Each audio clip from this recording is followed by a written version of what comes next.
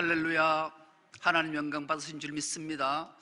오늘 예배하는 대면 예배하는 여러분들도 주의 전에서 하나님의 크신 은혜와 복이 충만하시길 축복하고, 또 영상으로 함께 예배하는 우리 충성교회 모든 건속들, 가정과 기업과 일터 위에 하나님의 놀라운 평안과 복이 충만할 수 있길 축복합니다. 예배 말씀 듣기 전에 먼저 하나 부탁할 게 있어요. 오늘 대면 예배하는 여러분들도 좀 긴장하고 호응을 좀 했으면 좋겠어요. 1부, 2부, 3부 예배에 많지 않은 숫자, 또 우리 교회가 엄청 넓은 교회인데 여기에 한 20명, 30명, 40명 이렇게 예배를 드리다 보니까 설교가 되게 힘들어요. 여러분들이 호응이 없으니까 말씀을 받아도 아멘으로 화답하지 않고, 또 찬송도 막 큰 소리로 찬양하지 않으니까 이게 예배인가 싶을 정도로 영적 싸움에서 자꾸 너무 힘들어서 지쳐요. 그래서 오늘 우리 영은 교통하기에, 성령이 교통하기에 오늘 유튜브로 영상으로 예배하는 여러분들도 가정에서 아멘! 아멘! 하고 찬송도 큰 소리로 찬송하면 그 찬송 소리와 아멘 소리가 여기까지 들릴 줄 믿고, 여러분들도 그렇게 화답해서 활기찬 예배, 은혜가 풍성한 예배, 성령이 충만한 예배, 성령이 운영하는 이런 예배가 될 수 있기를 축복합니다. 그래서 오늘 함께 예배에 하나님의 놀라운 은혜가 부어지고, 우리 2021년 우리 중섬로교회 부어가 주여 이제 회복하게 하소서. 네 번째 시간, 내가 낫고자 하느냐, 내가 회복되고자 하느냐, 주님의 무릎 앞에 아멘, 예 그렇습니다, 회복되기를 원합니다, 이렇게 화답해서 우리의 모든 영육이 깨끗이 나음을 받고 모든 것이 회복되는 은혜가 있기를 축복합니다. 아툴 가완디라는 분이 계세요. 이분은 사상가이기도 하고요, 또 저술가이기도 하고 의사이기도 하신 분이에요. 이분은 세계에서 사회에 가장 창조적으로 큰 영향력을 끼쳐서 그런 분에게 딱 하나 주는 상인 메가더 펠로십 상을 수상한 사람이기도 하고요. 그래서 세계 사상가 50인에 선정될 정도로 아주 대단한 이분이 책 한 권을 썼는데, 이 책 제목이 어떻게 죽을 것인가, 이런 책 제목을 썼어요. 이 책 제목에 부제목이 아주 의미 깊은 부제목으로 달린 내용이 있어요. 그 내용은 현대의학이 놓치고 있는 삶의 마지막 순간이라는 제목이에요. 이분이 이 책을 쓴 배경이 참 가슴을 짠하게 해요. 이분이 자기 아들이 14살 때 하나님께로 돌아가는 죽음을 목도한 사람이에요. 그래서 이분은 표현을 이렇게 해요. 죽음은 내 이웃처럼 늘 가깝게 있었다. 14살 난 아들이 자기 앞에서 숨이 멎는 모습을 봤으니 이분은 아툴 가완디는 늘 죽음이 이웃처럼 가까이 있었다는 거예요. 그러면서 이 책을 저술을 하게 되고, 이 책 내용을 6챕터로 나눠서 6개의 테마를 가지고 하나하나 풀어냈는데요, 첫 번째 테마를 소개하는 것으로 말씀을 열려고요. 먼저 이분이 머릿말에 이 내용 하나를 실어놨어요. 20세기의 최고의 극작가 버나다 쇼라는 분이 있는데, 이분은 95살이 됐을 때 죽음이 자기에게 다가오는 걸 직감하게 돼요. 그래서 자기 삶을 되돌아보다가 자기 묘비명을 이렇게 적어라. 이 묘비명에 지금 이렇게 적혀 있어요. 우물쭈물하다가 이럴 줄 알았다. 우물쭈물하다가 이럴 줄 알았다. 95살을 살고 난 뒤에 자신의 삶을 돌아보니까 우물쭈물하다가 죽음을 맞이했다라는 거죠. 우리도 자칫 잘못하면 우물쭈물하다가 이럴 줄 알았다, 후회하다가 인생을 마칠 수도 있어요. 그러면서 이 아툴 가완디는 아름다운 죽음은 있을 수 없지만 인간다운 죽음은 있을 수 있다, 아주 유명한 명언을 남기게 되죠. 그리고 죽음은 실패가 아니라 죽음은 지나치게 자연스러운 것이다. 생명 있는 모든 인간은 반드시 죽음이라는 게 찾아오기 때문에 이 죽음을 어떻게 맞이할 것인가. 그러면서 첫 번째 테마로 독립적인 삶이라는 테마로 이런 글귀가 시작이 되고 있습니다. 혼자 설 수 없는 순간이 반드시 찾아온다. 사람은 혼자 설 수 없는 순간이 반드시 찾아오게 된다는 거죠. 그것이 육신의 문제든지 정신의 문제든지 영혼의 문제든지 혼자서는 도저히 설 수 없는 순간이 인생에게는 반드시 찾아온다라는 거예요. 그럴 때 어떻게 살 것인가? 이건 미리 생각하는 게 좋죠. 이분이 의사로서 이런 삶을 다 살아온 사람들을 되짚어 보니까 오늘 말처럼 현대의학이 실수하는 게 있더라는 거예요. 왜냐하면 현대의학과 의료체계가 딱 두 가지를 해왔고 앞으로도 해갈 거예요. 첫째는 그렇게 혼자 힘으로 도저히 일어설 수 없는 사람에게 행할 수 있는 게 요양원에 보내서 거기서 안전하게 인생을 마칠 수 있는 보호하는 시설, 요양원에 보내는 거죠. 이곳은 오로지 안전과 보호에만 온 힘을 다 쏟는 거예요. 그러니까 요양원에 계신 분들이 오랜 생활을 하면 가장 먼저 나타나는 현상이 무기력증이 나타난다는 거예요. 왜냐하면 나는 이렇게 하고 싶은데 이걸 요구해도 들어주지 않는 거예요. 오직 요양원의 체계에 갇혀서 오직 안전 그리고 보호 요 차원만 케어를 해주지 나머지는 해주지 않기에 한 사람 한 사람 개인적인 삶이 있는데 자기 의지대로 자기 생각대로 자기 요구대로 아무것도 해주지 않는 거예요. 그러니까 무기력증에 빠지고요, 더 나아가 우울증에 빠져서 쓸쓸하게 외롭게 인생을 마감한다라는 거예요. 이게 오늘날 현대의학이 의료체계가 우리 인간들에게 해주는 방법이라는 거예요. 또 하나는 혼자 힘으로 도저히 설 수 없는 자들에게 하는 것이 집중 치료하는 거예요. 내가 원하든 원하지 않든 그래서 검진을 하게 되고 검사를 하게 되고 화학요법을 쓰게 하고 그래도 되지 않으면 인공호흡을 하고 안 되면 심폐소생술을 하고 목을 뚫어서 간을 삽입하고 영양을 공급하다가 그것조차 안 되면 산소호흡기를 씌우고 중환자실에서 그렇게 쓸쓸하게 마지막 인생을 마감하는, 그래서 몸도 망가질 대로 망가지고 고통 가운데 있다가 인생을 마감한다라는 거예요. 여러분은 이런 혼자서 반드시 설 수 없는 시간이 반드시 찾아올 때 여러분은 어떻게 대처하시겠습니까? 이제 우리나라도 자신의 삶을, 자신의 의지를, 자신의 생각을 존중하기에 이제 보건소 같은 데 가면 사전 의료 의향서라는 것이 있어서 작성할 수 있는 길을 열어놨어요. 그래서 나는 내 혼자 힘으로 도저히 설 수 없을 때 요양원이라 집중치료 받지 않겠다, 이거 작성해 놓으면 그냥 둔다라는 거죠.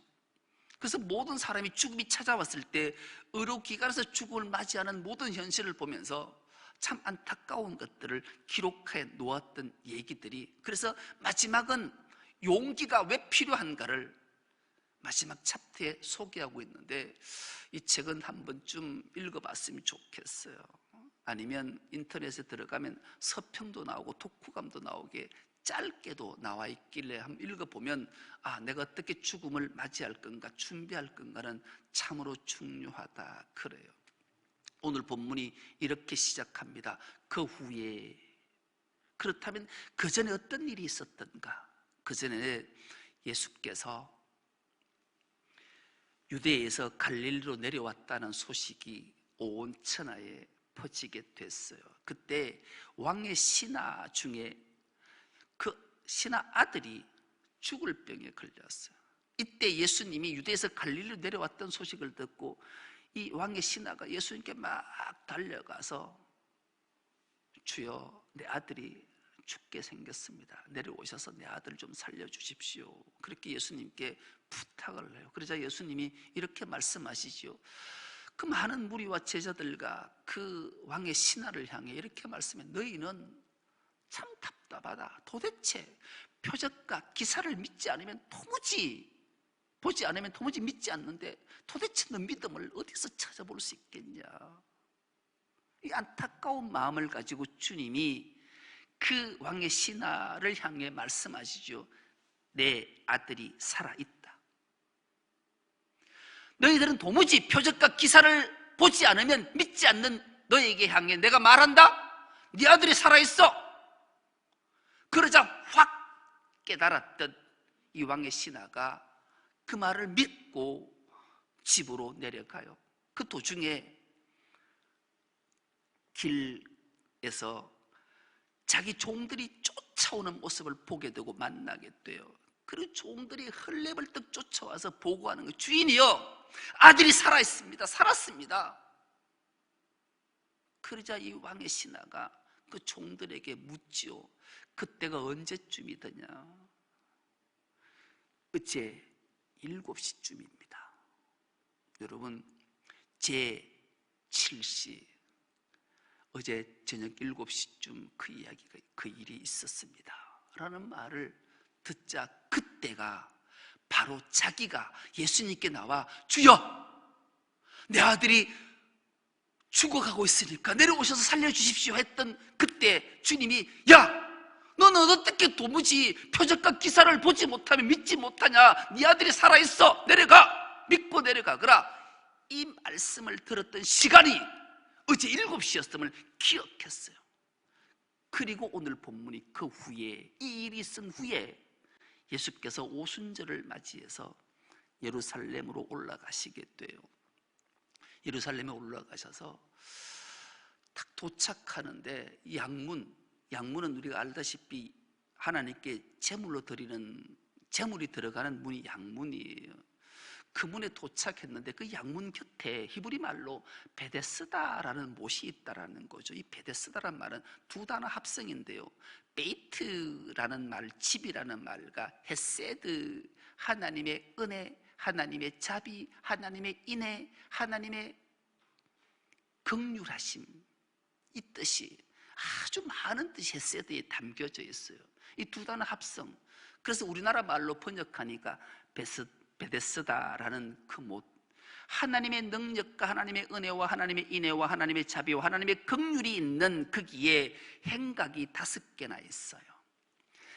그게 거기는 왜 행각이 5개나 있었고 그런 이유가 전에 오는 전설이 하나 있는데, 그 베데스다의 못에 천사가 가끔 내려와 물을 확 동하게 하면 어떤 병에 걸렸든지 가장 먼저 들어가는 사람은 다 낫게 됐다라는 전설이, 전에 오는 소식 때문에 수많은 병자들이 몰려들었던 거죠. 상상을 해보면 행각 5이, 우리가 성지 순례를 가서 한 본 적도 있는데요. 그 베데스다의 그 못, 그 주위에 행각들을 5개가 있고 그 중간에 베데스다 못이 있으니 못을 내려가는 계단이 엄청나더라고요. 내려가는데 거기에 많은 병자들이 몰려들었으니까 뭐 어마어마할 거잖아요. 행각에만 있을 것이 아니라 수많이 있을 거예요. 오늘 본문 3절 한번 보십시오. 그 안에 많은 병자가 다 몰려온 거예요. 그런데 기가 막히게 주님은 오늘 성경 말씀을 통해 딱 3 부류의 사람을 소개하고 있어요. 첫째가 맹인, 둘째가 다리 저는 자, 셋째가 혈기 마른 사람. 이 3 종류의 사람을 왜 그 많은 병자 중에 기록했을까요? 여기 우린 주목해 보는 거예요. 이 사람은 아툴 가윈드가 어떻게 죽을 것인가 첫 차트에서 말했던 것처럼 사람이 누구의 도움 없이 혼자 일어설 수 없는 사람 3사람이 등장합니다. 맹인이 누구의 도움 없이는 걸어갈 수 없고 누구의 도움 없이는 움직일 수 없는 사람. 다리 저는 사람, 누구의 부축이 없어는 결코 걸어갈 수 없는 사람, 혈기 마른 사람, 누구가 덜쳐업지 않고는 움직일 수 없는 사람, 누군가의 도움이 없이는 결코 혼자서는 아무것도 할 수 없는 세 사람을 등장시켜 놨어요. 그 중에 핵심인 사람, 그 중에 오늘 우리를 향해 주님이 들려주시는 말씀 한 사람이 있는데, 그 사람은 38해 동안 누워만 있던 한 사람을 등장시키는 거예요. 이 사람은 두말할 것도 없이 혼자서는 결코 일어설 수도 없고 아무것도 할 수 없는 이 사람을 왜 여기에 등장시켜 놓았을까요? 그곳에 예수님이 가셨어요. 그리고 쭉 둘러보시다가 예수님 눈에 38해 동안 일어서지 못하고 누워있는 병자를 보고, 이 사람이, 이 병자가 병이 오랜 줄을 아시고 그 앞에 가서 서셨어요. 그리고 그 병자를 향해 이 말씀을 하시지요. 네가 낫고자 하느냐? 오늘 우리 교회 표어로 바꿔서 말하면 네가 회복되고자 하느냐? 주님이 오늘 우리에게 이 물음을 물으시는 거예요. 그렇다면 왜 38해 동안 누워있는 이 병자에게 네가 낫고자 하느냐, 네가 회복되고자 하느냐 물으셨을까요? 38년의 단어를 우린 주목해 봐야 돼요. 신명기 2장 14절에서 15절은 이 말씀이 기록되어져 있는데요, 우리가 한 목소리를 한번 합독해 보겠습니다. 시작. 가데스 바네아에서 떠나 세렛 시내를 건너기까지 38년 동안이라. 이때에는 그 시대의 모든 군인들이 여호와께서 그들에게 맹세하신 대로 신영 중에서 다 멸망하였나니 여호와께서 손으로 그들을 치사 진영 중에서 멸하신 고로 마침내는 다 멸망되었느니라.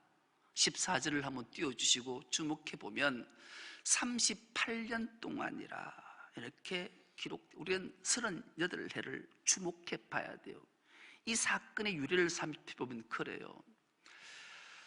이스라엘 백성들이 애굽 땅에서 4대에 걸쳐서 엄청난 고통을 받고 있었어요.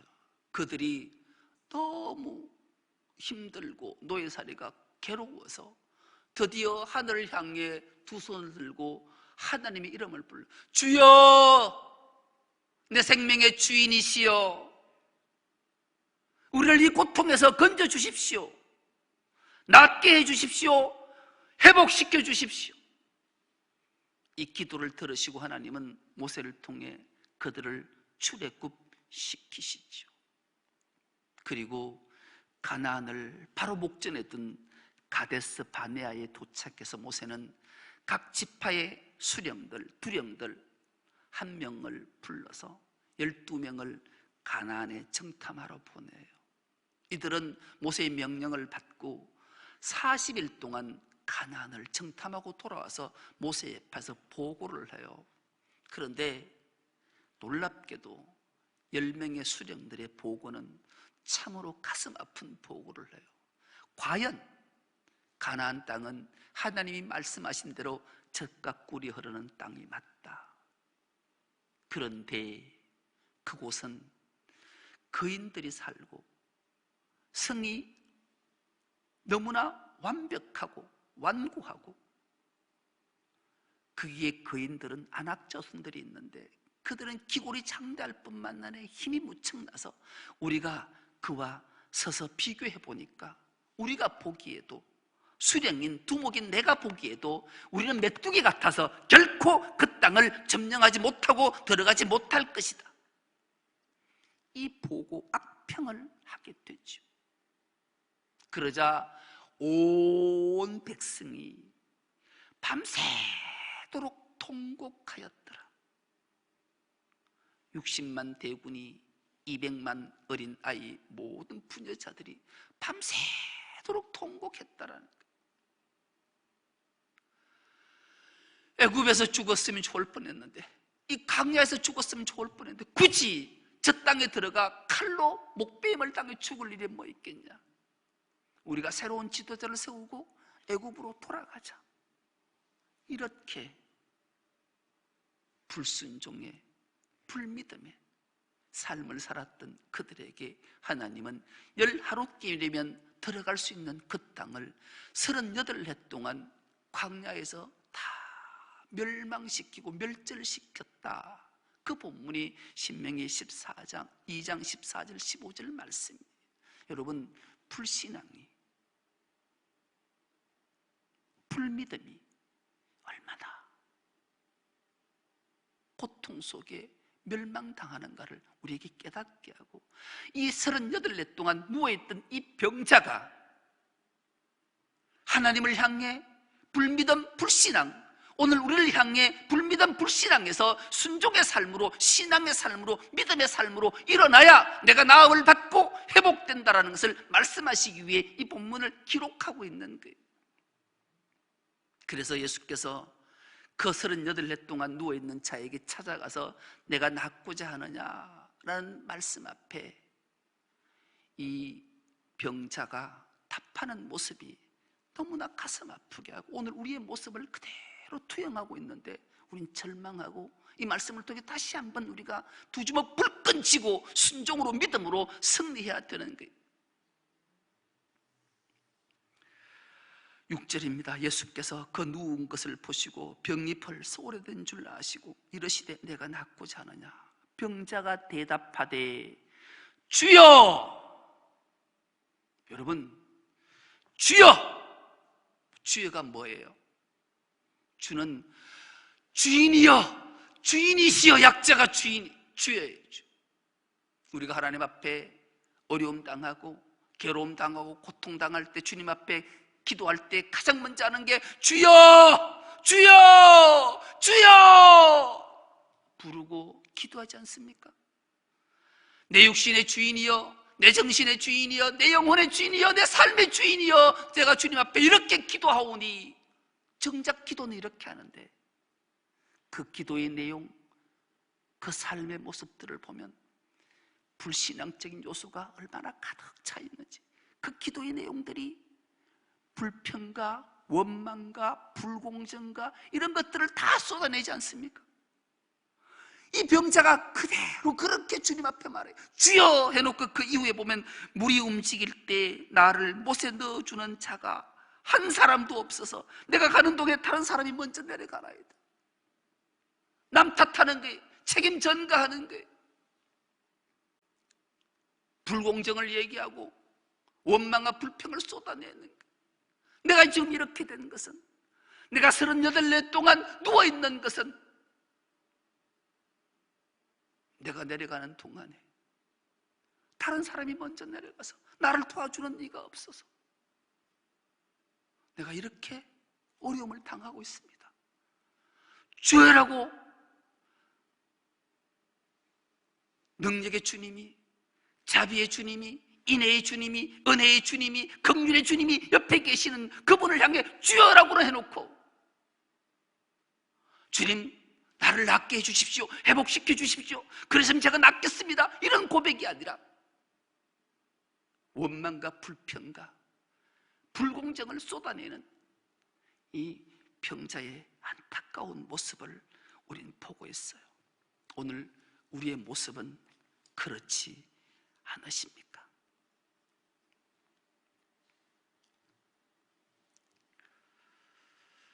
죽은 자도 살리고 물을 포도주로 바꾸고 병든 자에게 말씀 한마디로 살아나게 하고, 믿기만 하면, 순종만 하면 모든 것들이 낫고 회복되는 그 주님이 옆에 계심에도 불구하고 딴소리하고 있는 이 38의 병자와 오늘 우리의 모습을 주님이 말씀하시는 거예요.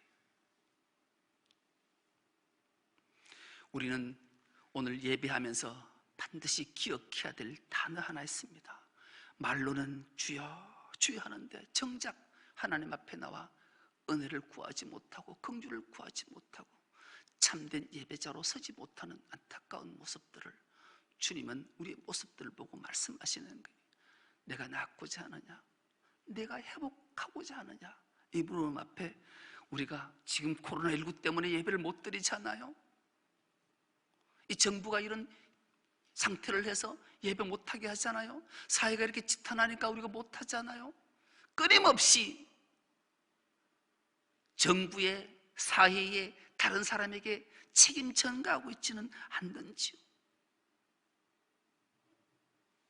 이제는 능력의 주님이, 은혜의 주님이, 자비의 주님이, 긍휼의 주님이 우리를 향해 네가 낫고자 하느냐?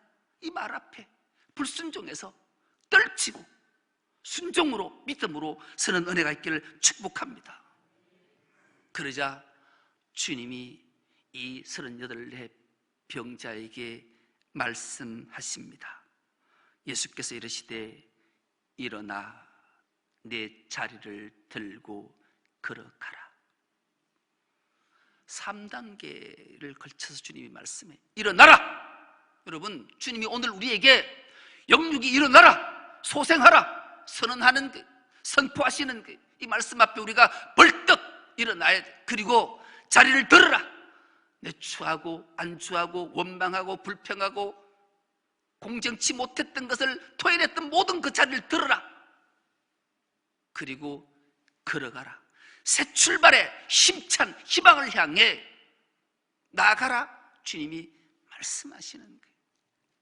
그러자 이 38년 동안 불신앙, 불믿음, 불순종의 삶을 살았던 이 38 병자는 그 말씀을 듣고 자기의 나음을 몸소 깨닫고 자리에서 일어났습니다. 그리고 자리를 들고 섰습니다. 그리고 걸어갔습니다. 그런데 놀랍게도 그날은 안식일이니 그렇게 말씀합니다.